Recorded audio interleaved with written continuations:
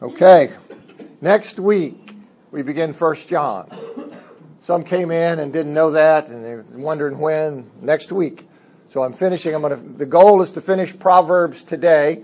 I never know about the timing. See, normally I just can prepare enough that I go as far as I need to. But when it's the last class, you got to hit it on the nose. So I don't know if I'm going to finish too early. Won't have enough time, but we'll see how that goes.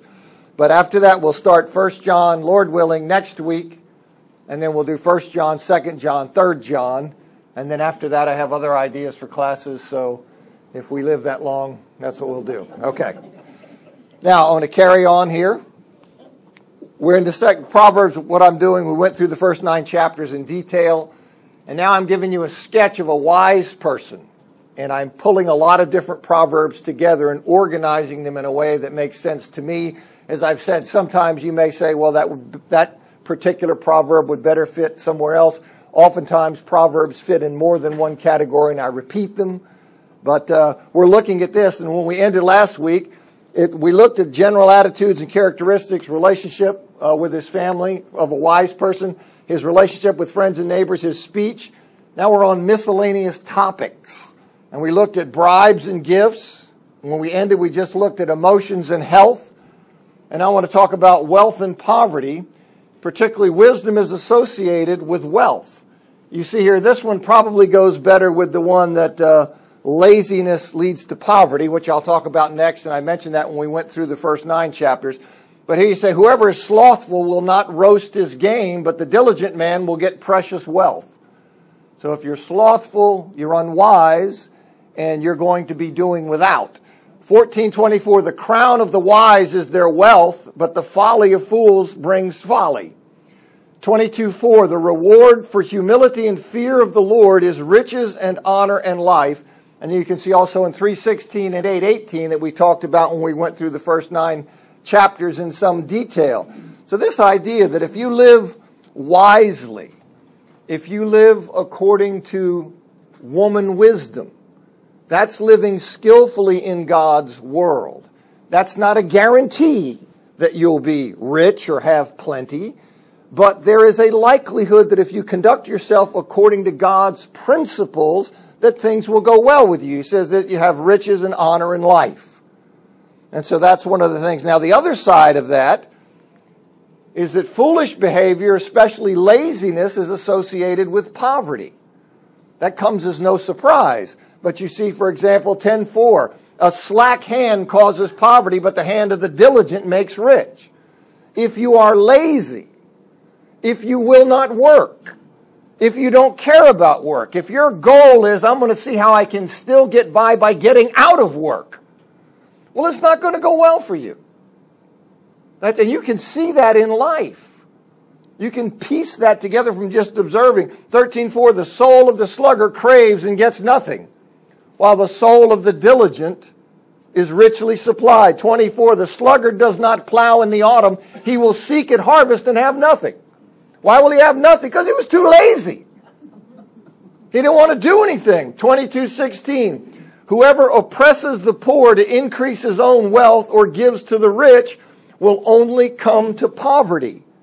Now here you have this thing. This person, it's a little bit different what this person's doing. And I'll talk. I repeat this in the next few slides, maybe a few more after that. But I'll get back to this. That really doesn't fit here as well as some of the others. 24:30-34.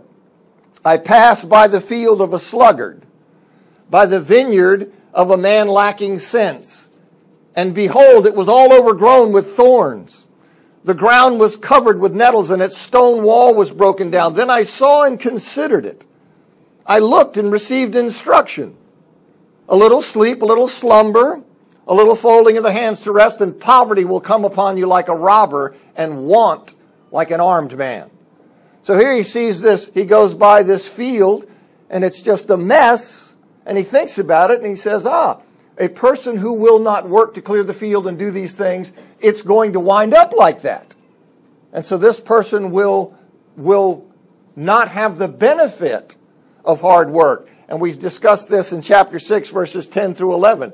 So this idea of working hard, you need to have this, and you need to instill this in your children. I know parents, we all want to do that. It's not that easy. You know, but if you can do that, you're helping somebody live skillfully in God's world. Now, as I said some weeks ago, when I first talked about this, Honor had brought up a caution, and I think it bears repeating, that as you work diligently and are blessed, it's easy to fall into the sense that this is by my hand. And you have to be careful about that. You are to work diligently, and God rewards diligent labor. But you have to be careful in thinking that these things are your achievement and your goal and not realize that God has given them to me. And the parallel is when Israel was going into the promised land and God tells them, you're going to get in there, everything's going to be going well, you're going to be in a good times, you're going to be rolling, it's going to be fat city, and you're going to say, by my hand I've gotten these things. And you're going to forget me. All right, so that's a caution that we always have to be aware of and concerned about. All right, wealth and poverty. The wealth of fools will not last. And you see here it says, wealth gained hastily will dwindle, but whoever gathers little by little will increase. Now this gained hastily has this idea of a get-rich-quick scheme and probably implies shadiness. So this is a person who's not living wise. He's a person who's trying to get by and take from people and this kind of thing. Well, his wealth is not going to last because the same thing that led him to that is going to lead him to squandering and not planning and all these other things. So the people who aren't wise, their wealth won't last, but a wise person, one who works diligently, who plans, and who has been influenced by woman wisdom, this person their wealth will increase. Now, again, Proverbs, right? These are Proverbs. They're not law. Many things can happen in life. God can discipline you. God can be doing other things in your life. So you can't go to somebody and say, well, because you're in this situation, I know as a matter of fact that you're not wise. Okay. But these are proverbial. They're general truths. 13:22, a good man leaves an inheritance to his children's children, but the sinner's wealth is laid up for the righteous. This sinner, the person who doesn't live wisely, is somebody whose wealth is going to be dissipated and taken. And so this is the idea on the wealth of fools won't last. Next subcategory under wealth and poverty. Poverty can be caused by injustice and oppression. And it's important for those of us who have to know that. It's important. He says the fallow ground of the poor would yield much food, but it is swept away through injustice. So not all poverty, you see, comes because of sloth. Sloth will bring poverty. Generally, you can have a lazy person who can inherit a bunch. But generally speaking, if you are lazy, you won't gain things. But injustice and oppression can lead to that. And there's a temptation of people who are successful and who have to think that everybody who doesn't have is slothful. And we have to understand this idea. People can be oppressed. And there can be injustice at work. In 22:16, whoever oppresses the poor, so we're back to that one that I kind of skipped. Whoever oppresses the poor to increase his own wealth or gives to the rich will only come to poverty. Now what's going on here? This is a person who thinks that the way to get rich is to exploit the poor, to get rich off the poor, on their back, to oppress them, or to grease the palms of the wealthy. You see, ingratiate himself with the wealthy. That's his technique. And he says this person's going to come to poverty.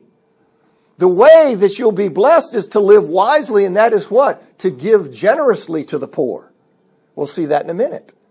Okay, so this person's going off on the wrong track. He thinks the way to wealth is to oppress the poor and extract it from them, or to grease the palms of the rich, and then they'll show him favor. And he says that person's going to what? Come to poverty. That's not how you go about gaining wealth in this world. The wise are generous to the poor. A lot on this. 14:21. Whoever despises his neighbor is a sinner, but blessed is he who is generous to the poor. This is important. 14:31. Whoever oppresses a poor man insults his maker, but he who is generous to the needy honors him.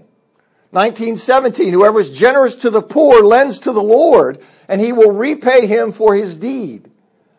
21:13, whoever closes his ear to the cry of the poor will himself call out and not be answered. 28:27, whoever gives to the poor will not want, but he who hides his eyes will get many a curse. 31:20, this is the exceptional wife. 31:20, she opens her hand to the poor and reaches out her hands to the needy. So in this sketch of a wise person, they give generously to the poor. They don't look at the poor as saying, too bad for you. No, they're generous to the poor. And that's an important thing about living wisely in God's world. Wisdom and righteousness are better than wealth. Now, this is a message, if you can drum this into somebody's head, this will go a long way in a good life, in generating and producing a good life. If you can get people to understand that life is about more than money, you see so much in our society just money crazed. Anything for money. Money's the be-all and end-all of existence. And that's simply not the case, and a wise person understands that. 16:16, how much better to get wisdom than gold? To get understanding is to be chosen rather than silver. Wisdom is more important than those things.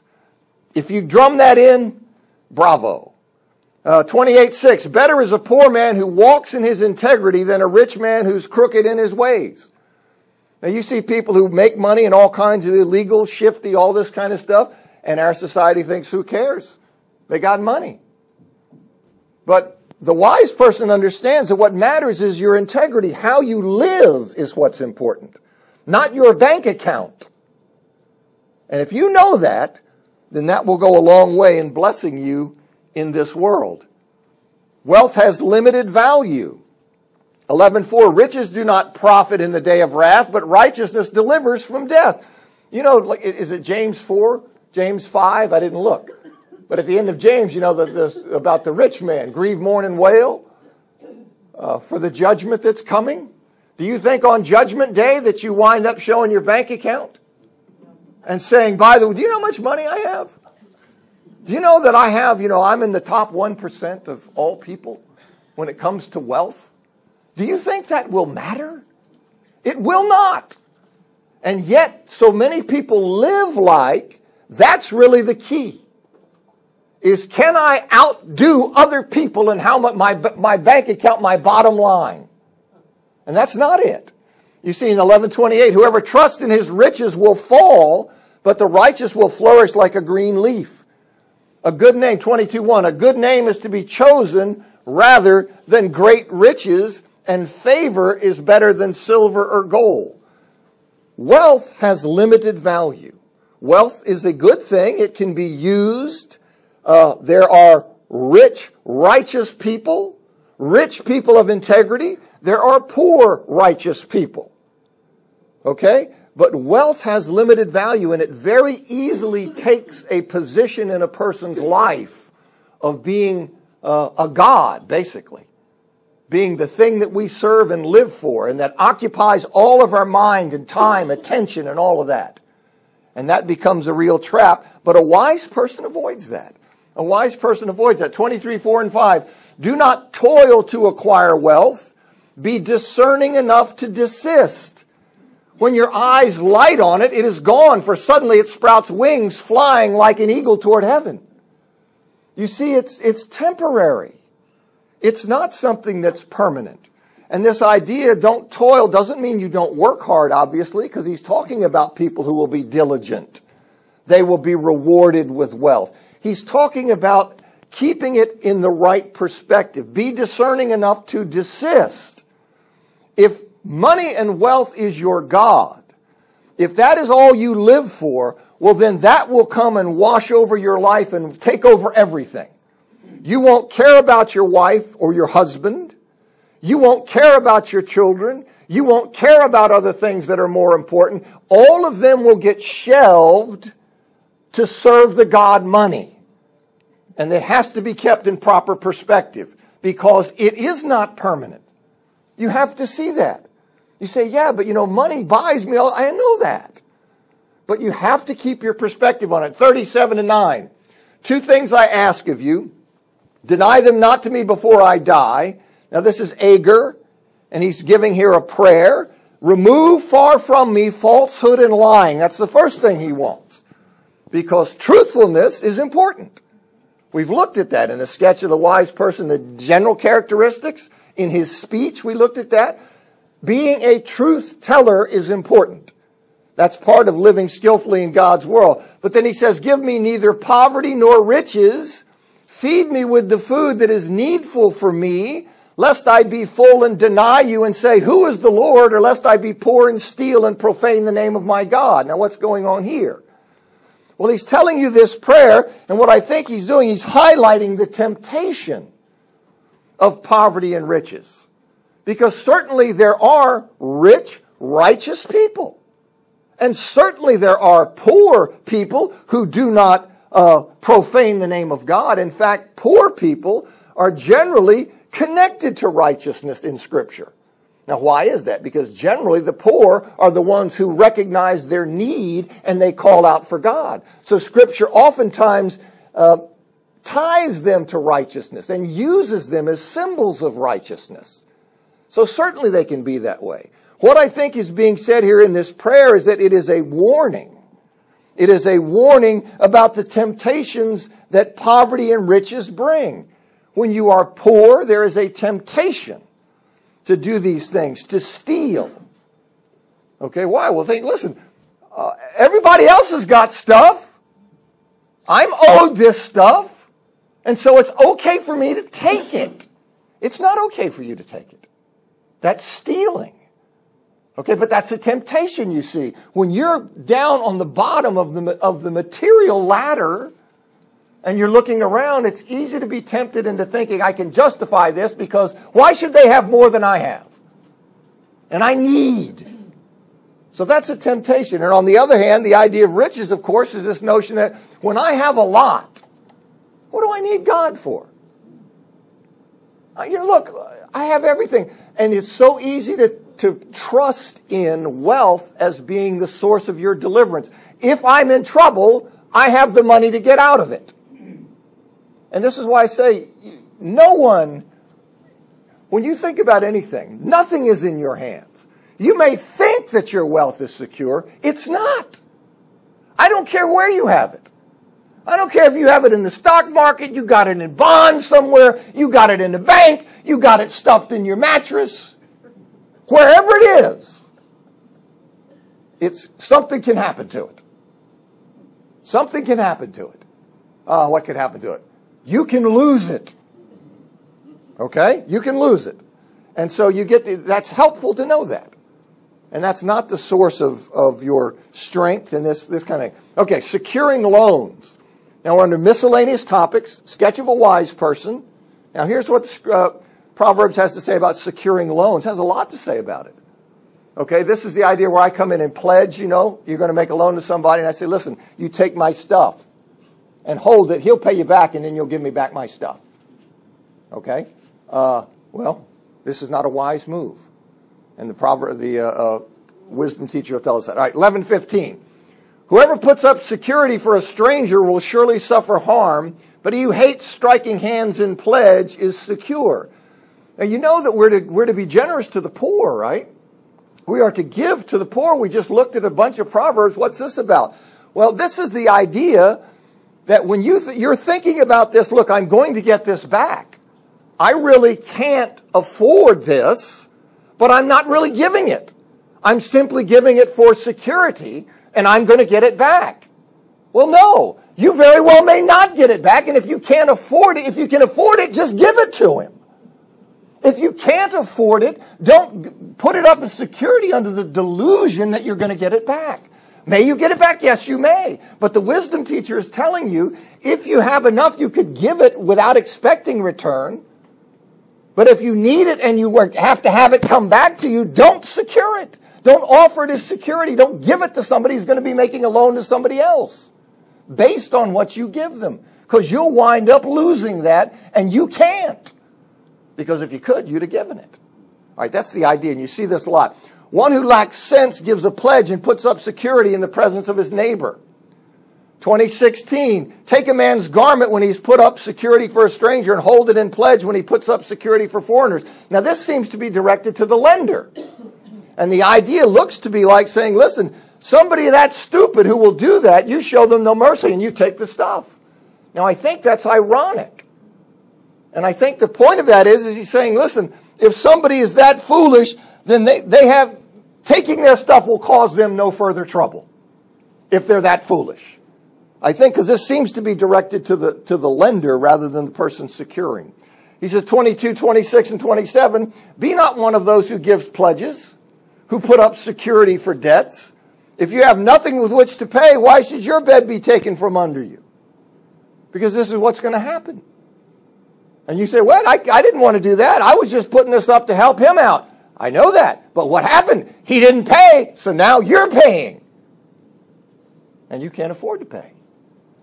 All right, 27:13, take a man's garment when he has put up security for a stranger and hold it in pledge when he puts up security for an adulteress. The same thing I talked about a minute ago. This seems directed to the lender, and it's essentially saying, when somebody's that foolish, you go ahead and take their stuff. And the idea, I think, again, is ironic, is that if they're that foolish, then even losing that won't hurt them because they've already put their head in a blender. Okay? I think that's the idea. You also see this same idea, chapter 6, verses 1 to 5. Okay, miscellaneous topics. Now I want to go to miscellaneous proverbs. Okay, these I haven't grouped in topics, but these are just miscellaneous proverbs that I wanted to talk about. Like a gold ring in a pig's snout is a beautiful woman without discretion. Okay, a gold ring, a pig is something in Jewish law, of course, unclean animal. It's unclean, ritually unclean under Jewish law. And Jews had elevated the pig to like the quintessentially unclean animal. That this was a pig was it, unclean, ritually unclean. So this gold ring is something that's expensive, it's beautiful, and it distracts a person from the true nature of the pig.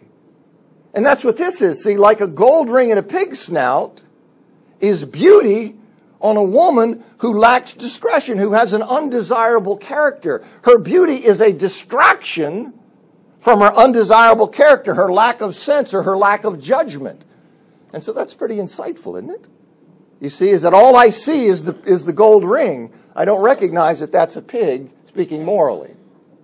You see, all I see. I'm distracted by this gold ring. Well, that's how beauty functions, that I don't appreciate the flaws in character that are there. In 11:24, one gives freely yet grows all the richer. Another withholds what he should give and only suffers want. Well, this is the same thing we see in 2 Corinthians 9:6. Right? Whoever sows sparingly will also reap sparingly. Whoever sows bountifully will also reap bountifully. This is simply a principle that if you are a good steward, generally, God can be doing other things. You see, God always can be doing other things, disciplining, teaching, other things. But generally, those who are generous, they get more. Why? Because you've shown yourself to God to be a good steward. You're somebody who manages his wealth in a way that brings him glory. So he says, here, keep it up. See, keep it up. 12:9, better to be lowly and have a servant than to play the great man and lack bread. You see this idea, reality counts more than show. So it's better to be lowly, but still at least have a servant, you see, than to play the big shot and act like you have great wealth and you're starving to death. You can't eat that fake reputation. See, the reality is more important than the pretense. And that's an important thing to know, right? I mean, you're trying to impress people and all this stuff. The reality is more important. 12:10, whoever is righteous has regard for the life of his beast, but the mercy of the wicked is cruel. So here a righteous person is so sensitive to the needs of other people, how they're doing, that it extends even to the life of his beast, his animal. You see, so it is not right to just be brutal to animals. Gratuitously brutal, harmful, mean, nasty to animals. A righteous person is so empathetic and sensitive toward people that it extends even to his beasts. Okay? On the other hand, the wicked person is such that even his mercy is cruel. You see the opposite? The righteous person is so sensitive and so tuned in that he has concern for the beast. This person is so bad that even what is merciful winds up being cruel. 15:17, better is a dinner of herbs where love is than a fattened ox and hatred with it. You see, love is more important than all the finer things in life. Right? I mean, I don't care where you are, what you're eating in your household. If it's a place where there's no love, it's a bust. Okay? But modest food and all this kind of stuff in an environment where there's love and joy, companionship and appreciation of each other, take it in a minute. And so this is important. See, the wise person knows this. And you see this better. Instead of caring about, well, let me have the luxuries. Now, don't worry so much about that. Focus on the important thing. And that's the relationship. And that is where they're developing that love that's there. All the ways of a man are pure in his own eyes, but the Lord weighs the spirit. Now, spirit here stands for motives and intentions. And we can deceive ourselves about the nobility of our actions. I don't know if if this is your experience. I suspect it is. If you have the least bit of introspection, that it's easy to fool ourselves into thinking that what we're doing is really something quite noble. We can deceive ourselves, but we can't deceive the Lord. You see, He knows the truth about our deepest motives, our deepest affections, our deepest attitudes, our deepest desires. He knows all of that. He knows even things that we won't admit to ourselves. Things that we're suppressing and trying to deny, and that we're acting out here and trying. He knows those things. You see, and it's important that when you live your life, you understand that. If you understand that, do you see how that will bless your life? Because you will understand, listen, the Lord knows the truth about these things. I can't conceal and hide these things from God. 17:3, the crucible is for silver and the furnace is for gold, and the Lord tests hearts. These metal workers, they separate impurities from gold and silver by heating the metal until the dross, the bad stuff, could then come up and be poured off. Well, God puts us in situations that will reveal the quality and character of our faith. You see, it's the same idea of testing. That we're in situations, He tests our hearts. He gives us the opportunity to pass through difficulties, to show and to reveal what is our heart really like. And if it shows that our heart has dross, well, then we need to pour it off. You see, and so the Lord will do that. The Lord does test us in that way. 18:2, a fool takes no pleasure in understanding, but only in expressing his opinion. Fool doesn't care to learn anything. Already knows everything. Anybody who's tried to teach understands this. You see that some people, it doesn't matter. You don't have anything, you don't have anything to tell anybody. You simply don't. And so what are they interested in? They don't want to labor to understand things. They simply want to hear themselves talk. It is important to know that in life. Okay? That will hold you in good stead. Sometimes you'll see that. You say, okay, this is part of what I understand about life. There are people who do not want to understand things. They simply want to talk. All right, well, you file that away. Okay, file that away, and that will be beneficial. 18:17, the one who states his case first seems right until the other comes and examines him. Now, this is the idea that evidence, see, it's a warning, a caution against making hasty judgments. You see, evidence has to be probed. It has to be tested to determine its reliability. So you go and read something on Wikipedia, and I know what's going on. You see, there's a level of discernment and stuff, and I oftentimes pull what little hair I have out. I pull what hair I have left out, because there seems to be a difficulty with people in being able to assess what is credible, what is not. And this is something that's lacking very much. So it's this idea of, listen, you need to not make hasty judgments, but probe and test evidence and things to determine its reliability. If you see this here, you go and you look further and you pull in different things and you read and you do this and talk, and you see it's a process. And that's important. Otherwise, you sit there and go, yeah, said this and I'm taking that to the bank. You can't take that to the bank. You see? Now, if it's somebody who's trustworthy, who's just telling you a fact, okay. But this is important to know in life. 25, the purpose of a man's heart is like deep water, but a man of understanding will draw it out. I think this means that a wise person, he's able to get a person to show his hand. You see, there are deep waters. There are all kinds of ulterior motives and agendas and things that are motivating people in action. And a wise person is able to surface those things. You see, and that's good. Because then you can get down to what's really going on. And I think that's what he's talking about there. That there are deep things, but a person of understanding can ultimately bring those things to the surface so they can be dealt with. 29, who can say, I've made my heart pure, I am clean from sin? The wise person needs to know that even though he may be righteous in a relative sense, righteous as Job was righteous, and sometimes we have an aversion to saying anybody's righteous. Nobody's righteous. I understand nobody's righteous absolutely, but there is such a thing as relatively righteous, right? I mean, you can see people in the Bible described as righteous even though they are sinful. So there is a relative righteousness. But the point here is that the person needs to know that though they may be righteous in that relative sense, they are not free from sin. You see, because being blind to one's sin leads one to ignore it and also leads one to cease trusting in the Lord's mercy. See, whenever you get to that point where you're thinking, not only am I relatively righteous, thanks be to God, but man, I've arrived. I've arrived. I don't really need God's ongoing mercy in my life to stand. Well, then you've gone crazy. You see, you've lost your mind if you ever think that.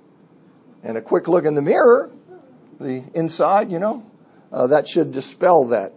23:17. Let not your heart envy sinners, but continue in the fear of the Lord all day. That's pretty straightforward, right? You're thinking, listen, man, here I am serving God, and I'm looking at this guy, and he's a crack dealer, and he's got a big house and a fancy car. Okay? Don't envy sinners. You see? Don't. That's no way to be, because there's nothing greater than being in a relationship with God. 25:2-3. It is the glory of God to conceal things, but the glory of kings is to search things out. God has many mysteries in creation. You could ask Honor as she spends her life searching out the complexities of biology. They're mind-blowing. Completely. Absolutely. Mind-blowing. And that's just one little slice. And here we are. No, we know everything. I think, come on. It's like you want to drill down, and your mind will be blown. You want to go up, your mind will be blown. Okay, so God has these mysteries, and that's to His glory, but the glory of kings is to search things out. See, the glory of kings, it's their thing, their praise for knowing what's going on, for being well informed with regard to matters of governance and also regard to the mysteries of life. You see, that's the glory of a king, to be a wise ruler and see things. And then the second one, it says, as the heavens for height and the earth for depth, so the heart of kings is unsearchable. This is a warning. First, that you not try to psychoanalyze the king, if you're a wise person who happens to be in the king's presence, and that you not think you have the king figured out and you're going to bank on that. I can play the king. This is dangerous business. You just take the king as a black box. You see, you just take the king as you don't know what's going on in the king. That's the way to operate, because you don't. The king has a lot of stuff going on, and if you think you've got him figured out and you can do something with him, now I can get around him and I can manipulate him and all, you'll wind up dead. All right. 25:6-7. Do not put yourself forward in the king's presence or stand in the place of the great, for it's better to be told, come up here, than to be put lower in the presence of a noble. That sounds like Jesus teaching, right? You want to come up here and say, hey, here I am. A guy says, no, you get back there. All right. Now, it's better to be back there and then have somebody say, Come on up. Right? 25:20. Whoever sings songs to a heavy heart is like one who takes off a garment on a cold day and like vinegar on soda. See, this idea, you're aggravating the situation. Somebody whose heart is heavy, somebody who has suffered a loss, somebody, let's say they've learned their child has cancer, their child has been killed, and you come, hey, everything's great, hey, isn't it great?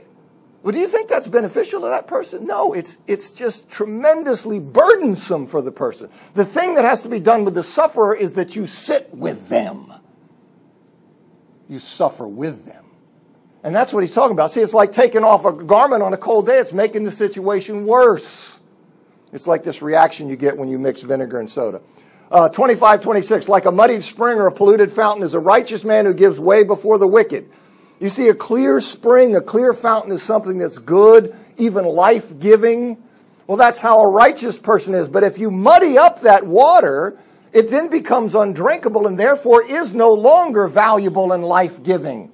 If a righteous person who is valuable and life-giving compromises with the wicked, then he too is of no value. You see, it's just like what Jesus said about the unsalty salt.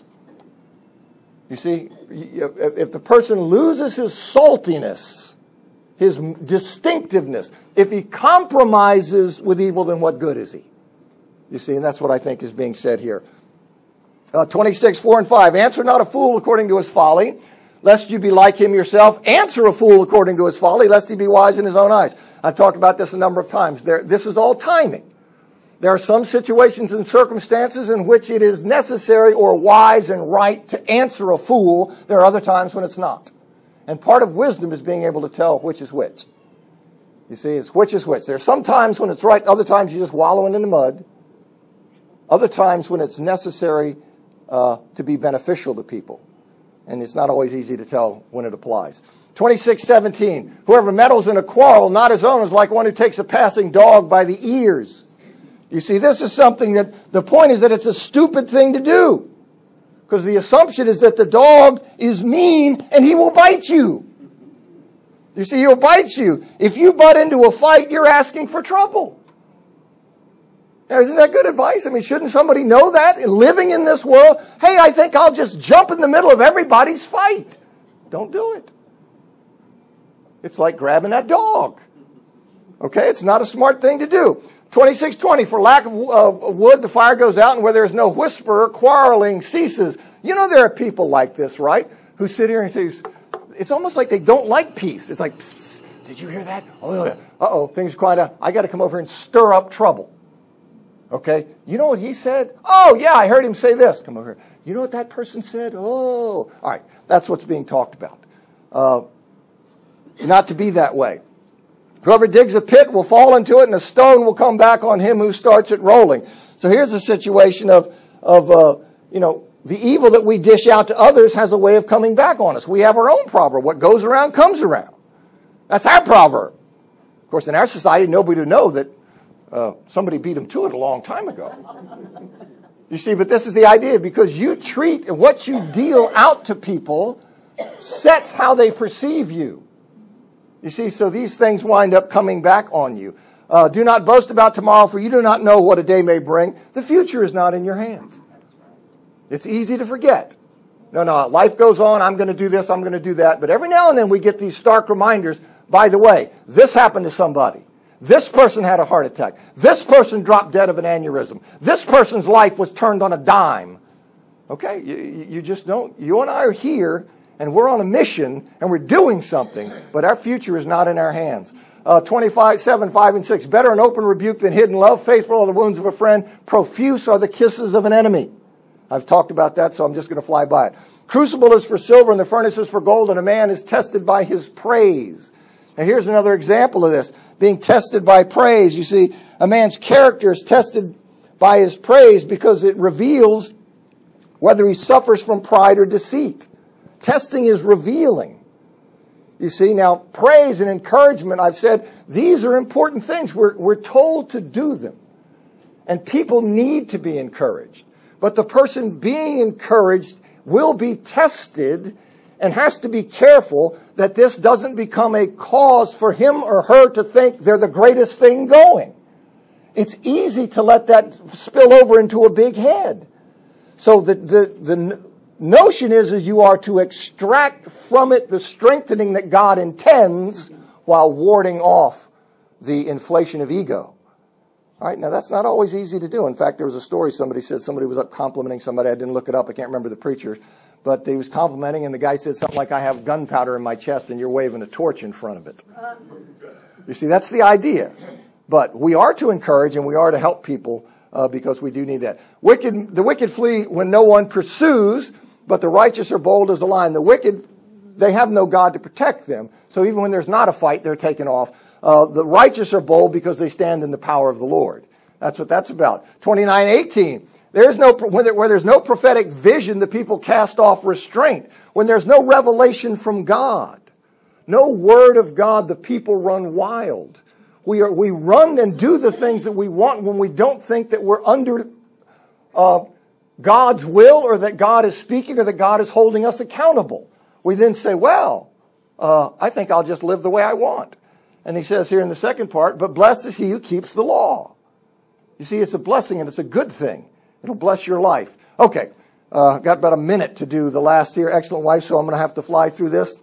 I was going to read it and then go back through it, but let me just comment on a few things here. The excellent wife, it's an acrostic. Okay, so what that means is that you have 22 lines or 22 letters in the Hebrew alphabet. Each of the lines begins with a successive letter in the Hebrew alphabet. So it would be like first line's A, second line's B, C, of course, Hebrew letters. All right, so that's what you have going on there, straight down. Now, this woman she's well off, but she's not elite, because she does jobs that normally, if you were very rich, you'd have somebody else doing them. But let me say one thing. At least I got to this. I don't know how much I'll be able to get through. But this amazingly energetic and competent woman, I'm still going to say this. It's an ideal.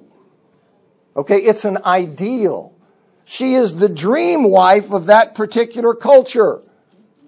That's all you see held up as an ideal package of a wife for that particular culture. Not everyone will have all the gifts or all the resources that she has, so not everyone can do all that she does.